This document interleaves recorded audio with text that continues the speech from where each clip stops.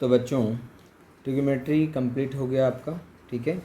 अब इसमें बेटा कुछ क्वेश्चन हैं जो कि हमने यहाँ पे सॉल्व किए हैं, ठीक है। तो ये पहले भी हमने इस तरह के क्वेश्चन सारे आपको करा रखे हैं बेटा। फिर से यहाँ पे कुछ क्वेश्चन हमने बड़े एंगल जो है बेटा, जैसे साइन 1110 डिग्री, ठीक है। तो इसकी वैल्यू कैसे फाइंड करेंगे ये हमने यहाँ पे डिस्कस कर रखा है बेटा। तो साइन 19 × 12 + 30 लिख सकते हैं हम इसको, ठीक है। और ये 12 है बेटा, तो इवन नंबर है तो साइन चेंज नहीं करेगा कॉस में, तो साइन हो जाएगा ये, ठीक है। और ये किस क्वाड्रेंट में जा रहा है बेटा, तो 12 है। तो 1 2 3 4 4 टाइम्स, मतलब 4 टाइम्स ये सर्कुलर कंप्लीट करेगा सर्कल।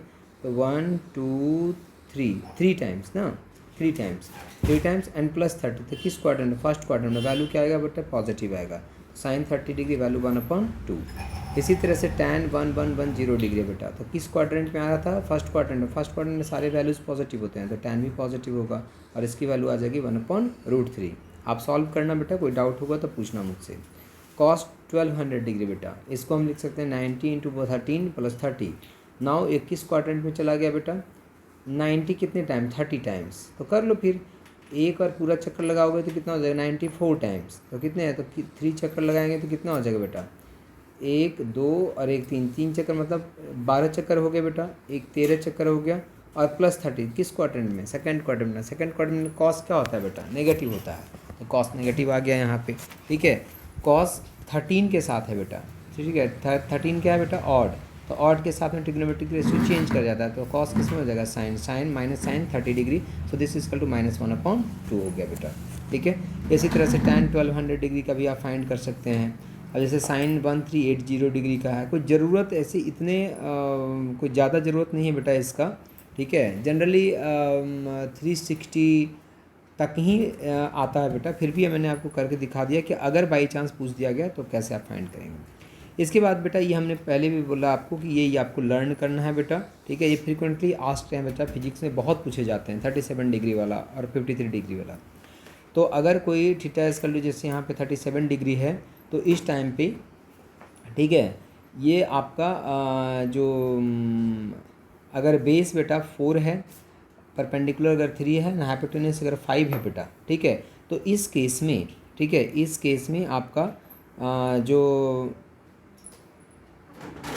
इस केस में बेटा जो आपका यहाँ पे एंगल बनता है, ठीक है, जो यहाँ पे एंगल बनता है बेटा वो 37 डिग्री बनता है। अगर बेस 4 है, परपेंडिकुलर 3 है और हाइपोटेन्यूस अगर 5 है बेटा, तो इस केस में यहाँ पे जो थीटा एंगल बनेगा, ठीक है, वो 37 डिग्री बनता है। इसमें साइन 37 डिग्री इक्वल टू कितना हो जाएगा बेटा, परपेंडिकुलर अपॉन हाइपोटेन्यूस तो 3/5, कॉस 37 हो जाएगा, बेस अपॉन हाइपोटेन्यूस तो 4/5 एंड tan 37 इक्वल टू हो जाएगा परपेंडिकुलर अपॉन बेस तो 3/4। याद रखना है बेटा ये फार्मूला आपको, ठीक है, ये बार बार पूछा जाएगा। इसी तरह से अगर साइन 53 डिग्री हमसे कोई पूछता है कि साइन 53 डिग्री की वैल्यू कितनी हो जाएगी, तो बेटा साइन 53 को हम ऐसे लिख सकते हैं, क्या, साइन 90 - 37। और साइन 90 - 37 अगर लिखते हैं तो बेटा ये कौन सा फर्स्ट क्वाड्रेंट में है, वैल्यू पॉजिटिव आएगा। और साइन 90 के साथ में तो कॉस 37 होगा। कॉस 37 तो आपको पता है बेटा 4/5। इसका मतलब साइन 53 का जो वैल्यू होगा कॉस 37 के बराबर होगा बेटा। इसी तरह से कॉस 53 का जो वैल्यू होगा बेटा वो साइन 37 के बराबर होगा बेटा। तो इस तरह से आपको इसको याद रखना है बेटा, ये बार बार पूछे जाएंगे आपसे फिजिक्स में, ठीक है। ये जो है एंगल 37 डिग्री या 53 डिग्री, ये बहुत पूछा जाता है बेटा, ठीक है। तो इसको याद रखना है आपको, ये सारे वैल्यू आपको लर्न करने हैं बेटा, ठीक है, बहुत पूछा जाता है ये ना। इसके बाद है बेटा बेसिक कोऑर्डिनेट ज्योमेट्री, जो कि हम नेक्स्ट वीडियो में आपको बता रहे हैं।